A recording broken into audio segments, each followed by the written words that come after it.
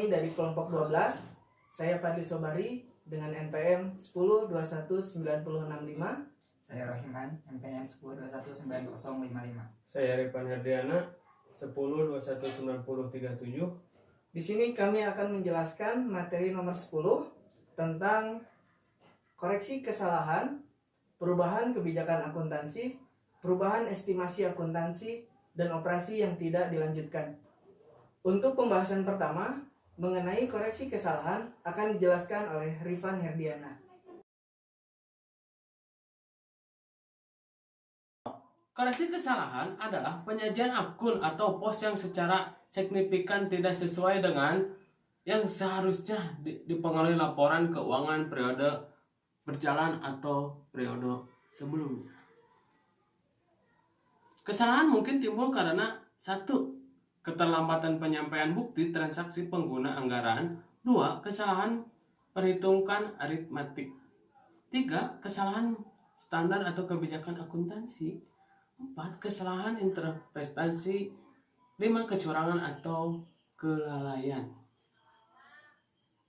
Kesalahan ditinjau dari sifat kejadian dikelompokkan dalam 2 jenis, yaitu kesalahan tidak berulang. Kesalahan tidak berulang adalah kesalahan yang diharapkan tidak terjadi kembali, dikelompokkan dalam 2 jenis. Kesatu, kesalahan tidak terulang yang terjadi pada periode berjalan dilakukan dengan kebetulan pada akun yang bersangkutan dalam periode berjalan. 2. Kesalahan tidak terulang yang terjadi pada periode sebelumnya dilakukan dengan pembetulan pada akun yang bersangkutan, baik pada akun pendapatan. Kesalahan berulang dan sistematik. Kesalahan berulang sistematik adalah kesalahan yang disebabkan sifat alamiah atau normal dari jenis-jenis transaksi tersebut pada perkiraan akan terjadi berulang.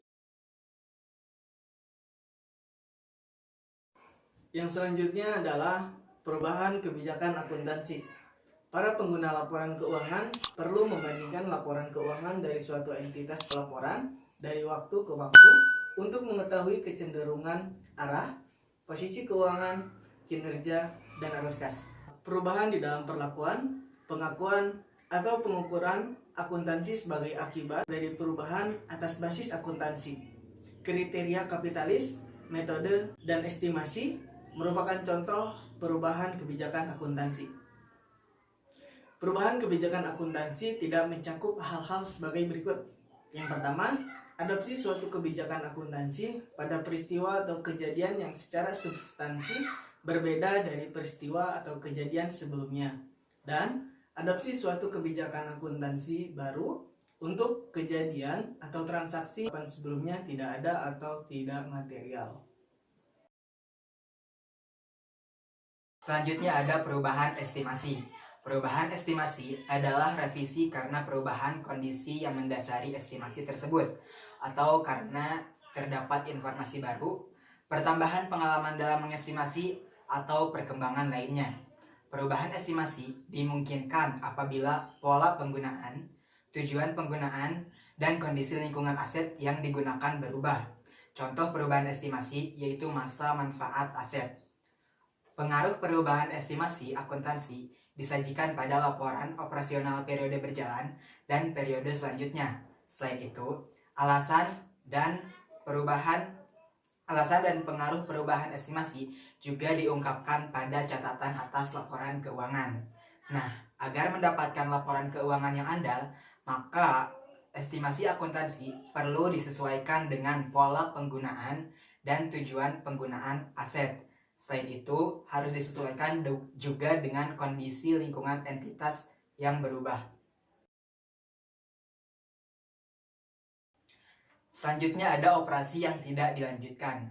Apabila suatu misi atau tupoksi, tugas pokok fungsi suatu entitas pemerintah dihapuskan oleh peraturan, maka operasi, kegiatan, program, atau proyek, serta kantor terkait tugas pokok tersebut akan dihentikan.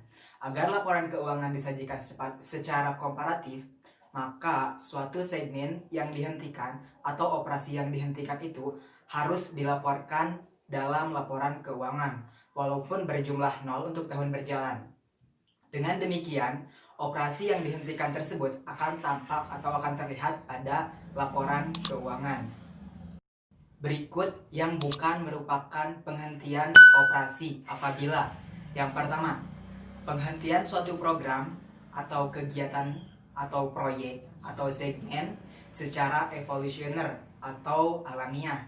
Hal ini dapat diakibatkan oleh demand atau permintaan publik yang dilayani yang terus merosot, pergantian kebutuhan lainnya. Yang kedua, fungsi tersebut tetap ada. Dan yang ketiga, beberapa jenis sub kegiatan atau suatu fungsi pokok dihapuskan, selebihnya berjalan seperti biasa, relokasi atau program, proyek, kegiatan ke wilayah lain.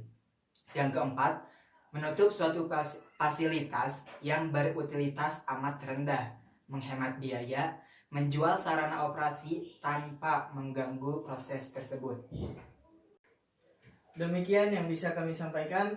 Mohon maaf bila ada kesalahan. Wassalamualaikum warahmatullahi wabarakatuh.